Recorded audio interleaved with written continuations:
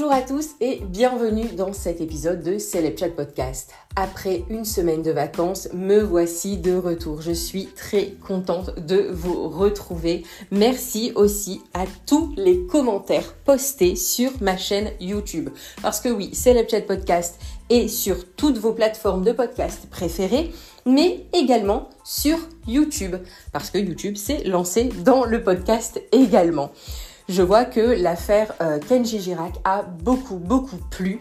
D'ailleurs, restez jusque la fin de cet épisode. Je vous offrirai une dernière news sur ce qu'on appelle aujourd'hui l'affaire Kenji Girac.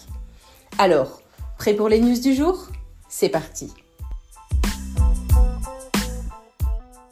Et nous commençons par la plus grosse, je pense, affaire de cette semaine dans la planète People. Cela concerne l'animateur radio Sébastien Coé. Souvenez-vous, l'animateur n'exerce plus son métier depuis le mois de novembre après avoir été accusé de viol. Lors d'une audience le 18 mars, l'animateur et son groupe de production avaient donc demandé à être indemnisés et en renonçant à réclamer un retour à l'antenne.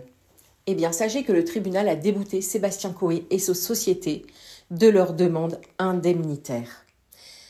C'était ce mardi 7 mai. D'ailleurs, Énergie, dans un communiqué, se félicite de cette décision. Fin novembre, la radio avait annoncé le retrait provisoire de l'antenne de son présentateur vedette. Et d'ailleurs, ils avaient dit « on a pris cette décision d'un commun accord » après une plainte pour viol en son encontre. En janvier, Énergie avait estimé que le contrat avec l'animateur et ses sociétés était caduc. Et ces derniers le contestaient en demandant une indemnisation, mais le tribunal de commerce ne l'a pas remis en cause. Alors, l'avocat de Coé a commenté, bien sûr, cette annonce et il a dit « Pour nous, c'est une déception évidente. Le tribunal dit qu'un contrat peut être mis en cause du simple fait d'une tempête médiatique. » Il faut savoir que l'animateur Sébastien Coé, âgé aujourd'hui de 52 ans, il présentait une émission en semaine qui s'appelait C'est Coé depuis quand même 2010. Il est désormais visé par plusieurs plaintes pour viol et agression sexuelle. Il conteste toutes ces accusations. Et parallèlement, il a lui-même déposé des plaintes pour tentative d'extorsion de fonds, dénonciation calomnieuse et harcèlement. Souvenez-vous, l'affaire avait passionné les Français. Il y a 3 ans, début 2021, Colleen Berry, la fille de Richard Berry, déposait plainte contre son père et son ancienne belle-mère Jen Manson. Dans un article du Monde daté du 14 février cette année-là, la fille de l'acteur expliquait avoir été victime de violences sexuelles alors qu'elle était mineure entre les années 1984 et 1985 au domicile de son père qui était alors en couple, je vous le disais, avec la chanteuse américaine, qu'elle accuse également d'avoir participé à ces agressions. Richard Berry avait immédiatement et fermement démenti toutes les accusations dès février 2021. Il avait dit « Je dément de toutes mes forces et sans ambiguïté ces accusations immondes. Je n'ai jamais eu de relation déplacée ou incestueuse avec Colleen, ni avec aucun de mes enfants. » Et de son côté, Jen Manson poursuit son ex-belle-fille en diffamation. Le tribunal d'Aurillac condamne finalement Colleen Berry à 2 000 € d'amende suite à ses prises de parole dans les médias où elle affirmait que la chanteuse appartenait à la secte des enfants de Dieu. Et s'ensuit alors un coup de théâtre. Le 5 décembre dernier, la Cour de cassation annule la condamnation de Colleen Berry. Elle avait dit « Je suis un peu soulagée mais vigilante, car cette plainte est reportée en appel. Donc je ne suis pas totalement lavée de cette condamnation, de ces accusations qui ont été portées sur moi. » Et l'affaire s'est poursuivie au tribunal cette semaine. Ce mardi 7 mai 2024, Jen Manson se présente à une audience en appel dans la ville de Lyon. Elle est alors dans l'enceinte de la cour d'appel et une crise cardiaque la frappe. Elle est alors hospitalisée dans un état critique. L'AFP a contacté l'avocat de Jan Manson, Jacques Verdier, qui a tout de suite donné des nouvelles de sa cliente au lendemain de sa crise cardiaque et il a dit « Elle est sortie des soins intensifs pour aller au bloc opératoire ». Et puis, il se voulait rassurant et a ajouté « On lui fait une coronarographie, une intervention bénigne et courte pour voir s'il y a des artères bouchées et ce qu'il faut faire. » Ça va, mais cette histoire et les accusations odieuses dont elle fait l'objet la minent. J'ai vraiment hâte en fait de connaître le fin mot de cette histoire, mais je ne pense pas qu'on saura un jour la vérité. Mais je me dis, qu'est-ce que Colin a gagné à faire ce genre d'accusation? Et je me souviens, pour ceux qui ont suivi cette affaire, peut-être que ça va vous dire des choses, vous rappeler des souvenirs. Mais la fille de Jan Manson vivait à l'époque également dans cette maison. Si je ne me trompe pas, elle s'appelle Yael.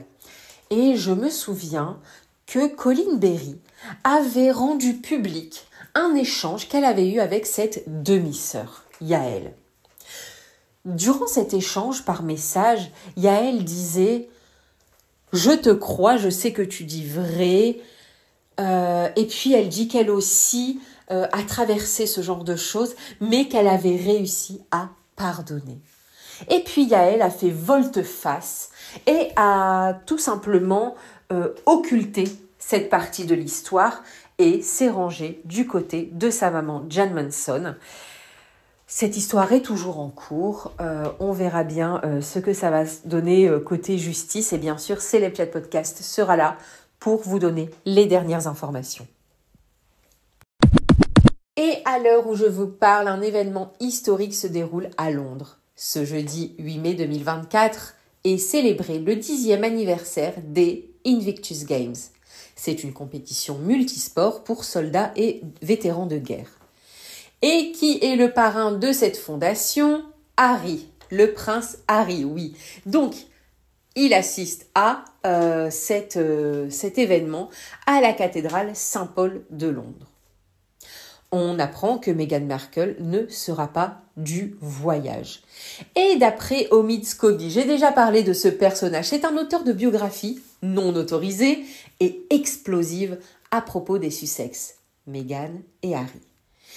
Il a dit que la duchesse de Sussex ne voulait plus jamais remettre les pieds en Angleterre. Et de leur côté, les médias britanniques avancent que l'ex-actrice affiche ainsi sa volonté de couper définitivement les ponts avec Buckingham Palace. D'ailleurs, Meghan Markle a posé ses conditions pour le voyage du prince Harry. Si elle refuse de mettre les pieds à Londres depuis 2 ans, la duchesse de Sussex ne veut absolument pas qu'Archie se rende au Royaume-Uni.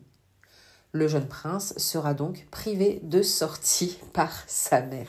Et d'ailleurs, c'est une information qui a été confirmée par un journaliste qui a dit que le prince Archie ne se rendra pas au Royaume-Uni de sitôt. Et d'ailleurs, Meghan est totalement opposée à cette idée. Le fils de Harry et Meghan aurait néanmoins émis le désir de visiter les châteaux de sa famille en Grande-Bretagne. D'ailleurs, son papa, Harry, commence à penser qu'Archie pourrait être la personne idéale pour aider à guérir les divisions dans la famille. Un expert de la famille royale a annoncé « De retour au Royaume-Uni avec Archie à ses côtés, les vieilles querelles amères pourraient bien commencer à disparaître. » Harry serait en effet de plus en plus inquiet que ses enfants n'aient aucune relation avec leur grand-père, son père, le roi Charles III. Ou même avec leurs cousins, les fils de Kate Middleton et William. Si William déteste l'idée de revoir son frère, Kate ne ferme pas la porte à son beau-frère, tant que Meghan n'est pas là. D'ailleurs, William et Kate ont toujours attribué le changement de Harry d'un garçon charmant à un homme en colère à l'influence de sa femme Meghan. La princesse de Galles verrait Harry comme un petit garçon troublé, qui a juste besoin d'attention et d'amour inconditionnel. Mais bon, sachez que Harry n'aura même pas la chance de voir son père, le roi Charles III, en raison, je cite, d'un programme très chargé de Sa Majesté. C'est quand même dingue. Enfin, je sais que voilà, ce qu'on appelle la firme, c'est quand même une grande entreprise, la famille royale, mais ça reste quand même une relation entre un père et son fils. Et de s'entendre dire « je n'ai pas le temps de te voir car mon planning est trop chargé », ça va être encore plus difficile. Et je n'ose imaginer un deuxième roman que pourrait sortir Harry avec des révélations encore plus fracassantes. L'affaire Kenji Girac, l'affaire qui a passionné littéralement les médias, les réseaux sociaux et la planète people française de la semaine dernière. Dans la nuit du 21 au 22 avril, je vous le rappelle, le chanteur Kenji Girac a été emmené à l'hôpital Olévêque à Pessac avec un pronostic vital engagé.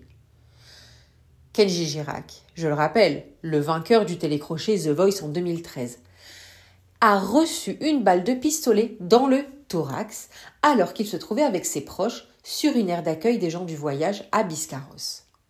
La nouvelle a alors été très très vite relayée, inquiétant les fans et les amis du jeune artiste.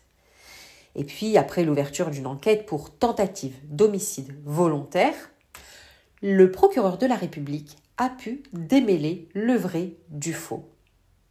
Kenji Girac a alors avoué avoir simulé un suicide suite à une dispute avec sa compagne et mère de sa fille, je l'ajoute.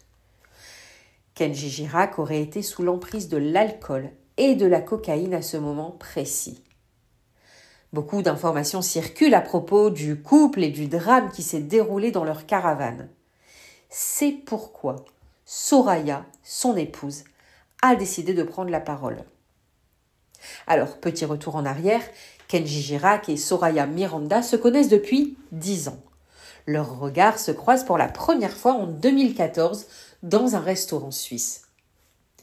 C'est un coup de foudre. J'ai été touchée par son regard. C'était quelques mois après la victoire dans The Voice.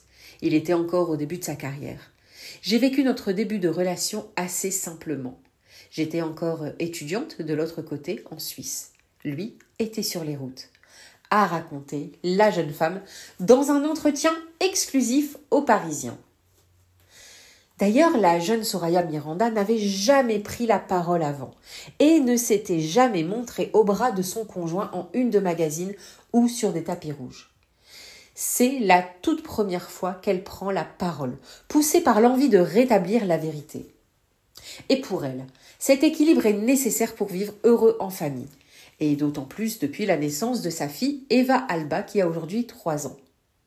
Elle dit « On a toujours voulu compartimenter notre relation et son métier pour protéger notre couple et pour rester au calme. Avec notre fille, cela a été encore plus évident de rester dans cet état d'esprit avec une vie de famille. » Eh bien, dans les colonnes du Parisien, Soraya Miranda est revenue sur les informations erronées qui ont circulé ces dernières semaines. Alors, tout d'abord, info que je n'avais pas relayée parce que je ne savais pas si elle était vraie, sachez que Soraya Miranda n'a pas quitté la France comme de nombreux médias le pensaient. Et elle est toujours restée au chevet de son mari. Elle a dit « J'étais à l'hôpital avec lui et je suis restée tout le temps à ses côtés. Depuis sa sortie de l'hôpital, nous sommes ensemble avec notre fille. » Et enfin, la mère de famille explique n'avoir jamais été en colère contre son époux. Elle a déclaré « J'ai d'abord eu très peur pour sa vie, sous le choc, puis stressée et dans l'incompréhension, mais jamais en colère. » D'ailleurs, la jeune femme est très peinée que le procureur de la République de Mont-de-Marsan ait dévoilé des détails de sa vie privée, notamment les problèmes d'addiction de son mari et ceux qu'elle rencontre avec sa belle famille. La jeune femme, qui ne fait pas partie de la communauté des gens du voyage, a dit son souhait de vouloir retomber dans l'anonymat. Concernant l'état de santé de Kenji Girac, elle a déclaré qu'il est en convalescence et se remet doucement. Il traverse cette épreuve avec énormément de force, autant psychologique que physique. Mais les nouvelles sont rassurantes. Il se repose, il va mieux et je suis extrêmement soulagée.